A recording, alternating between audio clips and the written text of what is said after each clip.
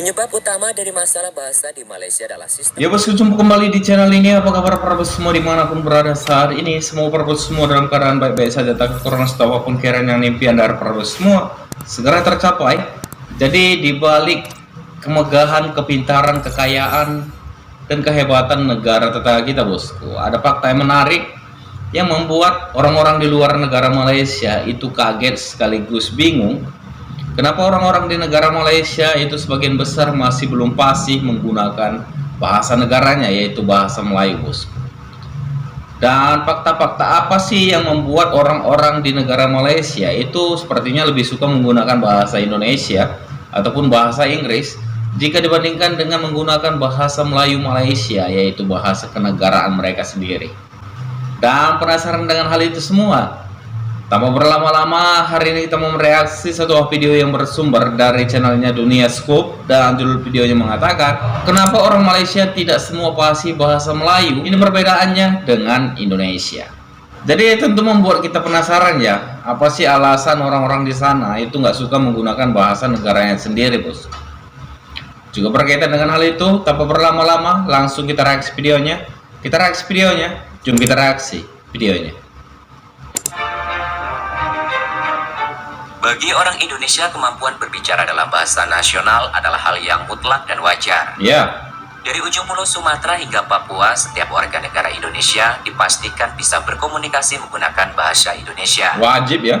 Namun kondisi ini tidak berlaku sepenuhnya di negara tetangga, Malaysia.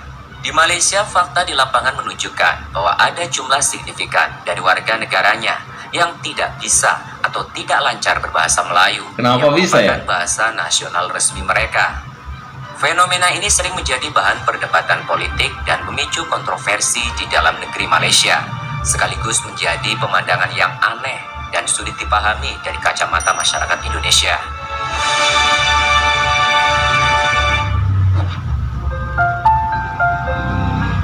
Ketidakmampuan sebagian warga Malaysia dalam berbahasa Melayu bukan sekedar asumsi, melainkan realitas yang sering berujung pada konflik terbuka. Fakta ya.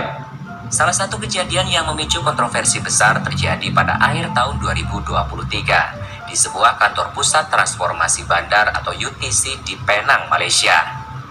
Sebuah video viral memperlihatkan seorang petugas immigration atau imigrasi Malaysia menolak memproses pembaruan paspor seorang wanita warga negara Malaysia. Petugas tersebut menolak karena wanita itu tidak bisa menjawab pertanyaan dasar dalam bahasa Melayu. Kejadian ini memicu perdebatan panas di media sosial dan ruang publik. Sebagian masyarakat mendukung petugas imigrasi yang menegakkan aturan penguasaan bahasa nasional, sementara pihak lain menganggap tindakan tersebut menyusahkan dan diskriminatif terhadap kelompok minoritas. Kejadian serupa tidak hanya terjadi pada masyarakat sipil biasa. Di tingkat pemerintahan tingkat tinggi, masalah bahasa juga sering muncul. Dan di Parlimen Malaysia, terdapat anggota parlemen dari kelompok etnis minoritas yang mendapat teguran dari ketua sidang karena tidak lancar berbahasa Melayu. Mereka seringkali menggunakan tata bahasa yang berantakan atau mencampur adukan pidato mereka dengan bahasa Inggris saat berdebat mengenai kebijakan negara. Hal ini menunjukkan bahwa masalah penguasaan bahasa nasional terjadi di semua lapisan masyarakat, mulai dari rakyat biasa hingga tingkat pembuat kebijakan dan politisi.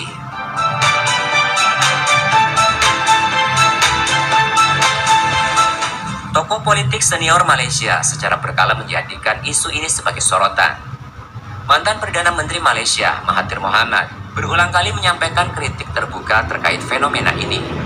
Beliau menyatakan bahwa ada sebagian warga keturunan Tionghoa dan India di Malaysia yang menolak berasimilasi dengan budaya lokal dan tidak mampu mengucapkan satu kalimat penuh dalam bahasa Melayu. Pernyataan seperti ini selalu memicu ketegangan. Kelompok etnis minoritas merasa hak konstitusional mereka diserang, sementara kelompok etnis Melayu merasa identitas nasional negara sedang diremehkan. Perdebatan ini terus berputar dari tahun ke tahun tanpa ada penyelesaian yang konkret.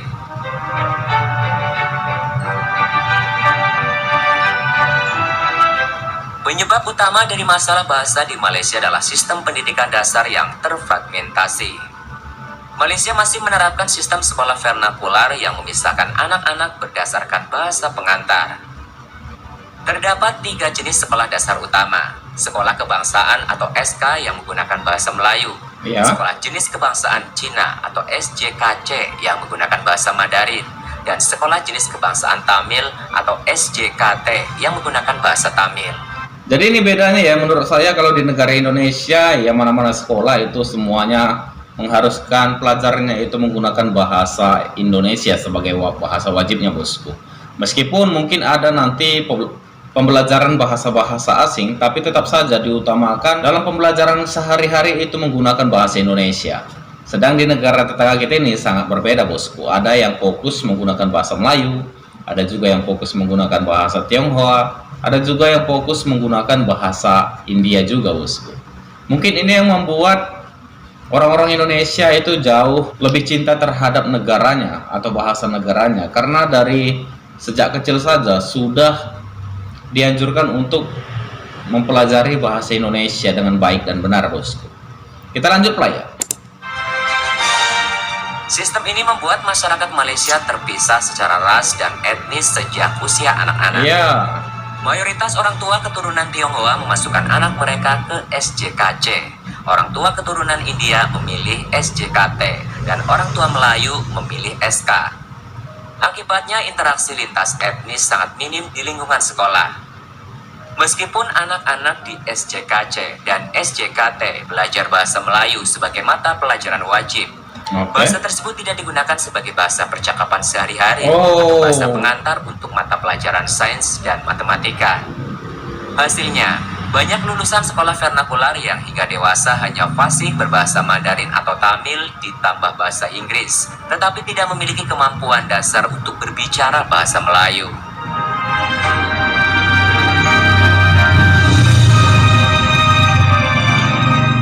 Dari sudut pandang Indonesia, kondisi di Malaysia menunjukkan kegagalan dalam proses asimilasi sosial. Hal ini terlihat sangat kontras dengan keberhasilan bahasa Indonesia. Di Indonesia, bahasa nasional berfungsi secara mutlak sebagai alat pemersatu bagi negara yang memiliki lebih dari 700 bahasa daerah. Keberhasilan Indonesia dibangun dari... Ya, itulah bedanya kita dengan negara Malaysia, bosku. Meskipun kita tahu di negara Indonesia sendiri ya, setiap suku itu memiliki bahasa sendiri, tapi semuanya itu bisa bersatu dengan menggunakan bahasa nasional, yaitu bahasa Indonesia, bosku. Ya jelas ya, bagaimana persatuan negara Indonesia itu jauh lebih baik jika dibandingkan dengan negara tetangga kita, Malaysia. Kita lanjut play videonya. Sejarah panjang Sumpah Pemuda tahun 1928, di mana seluruh kelompok pemuda sepakat menjunjung satu bahasa persatuan. Setelah merdeka, pemerintah Indonesia menerapkan satu sistem pendidikan nasional. Di semua sekolah negeri maupun swasta, dari tingkat dasar hingga perguruan tinggi, bahasa pengantar utamanya adalah bahasa Indonesia. Yap. Sekolah yang dikhususkan berdasarkan ras atau bahasa asing tidak diizinkan beroperasi untuk warga negara Indonesia. Perbandingan paling mencolok terlihat pada proses asimilasi kelompok etnis Tionghoa. Di Malaysia, etnis Tionghoa sangat eksklusif menjaga bahasa Mandarin sebagai identitas utama, dan banyak yang tidak bisa berbahasa Melayu. Sebaliknya, di Indonesia mayoritas etnis Tionghoa menggunakan bahasa Indonesia sebagai bahasa utama. Etnis Tionghoa di Jakarta berbicara dengan bahasa Indonesia dialek Jakarta. Di Surabaya menggunakan dialek Jawa Timuran, dan di daerah lain menyesuaikan dengan kebiasaan lokal. Mereka tidak mengalami hambatan komunikasi dengan suku Jawa, Batak, Sunda, atau Bugis. Ketegasan regulasi di Indonesia mewajibkan fusi identitas di ruang publik sehingga bahasa Indonesia diucapkan secara fasih oleh seluruh warga negara. Dan demikianlah video reaksi kita hari ini, bosku. Jadi banyak faktor sih yang membuat orang-orang di negara tetangga kita itu nggak bisa menggunakan bahasa negaranya sendiri, bosku. Dan hal ini sangat berbeda dengan apa yang terjadi di negara Indonesia ya. Seperti yang sudah saya bahas sebelumnya, dimana kita tahu setiap suku di negara Indonesia itu memiliki bahasa sendiri ya. Dan bahasa setiap suku di negara Indonesia itu sangat berbeda dengan suku-suku lainnya. Jadi bisa kita pastikan segitu banyaknya bahasa di negara Indonesia ini, bosku. Tapi menariknya, meskipun segitu banyak bahasa yang ada di negara ini, semua orang Indonesia itu bisa bersatu dengan bahasa Indonesia sebagai alat pemersatu, bosku. Dan hal ini yang nggak bisa didapatkan di negara tetangga kita. Menarik sekali ya, Berkaitan dengan hal ini semua, bagaimana ini menurut tanggapan para bos semua berkaitan dengan video reaksi kita hari ini? Jangan ragu, jangan sungkan, tinggalkan berapa para bos semua di kolom komentar di bawah video ini. Terima kasih banyak telah menonton video ini sampai dengan selesai. Sampai jumpa lagi di video berikutnya.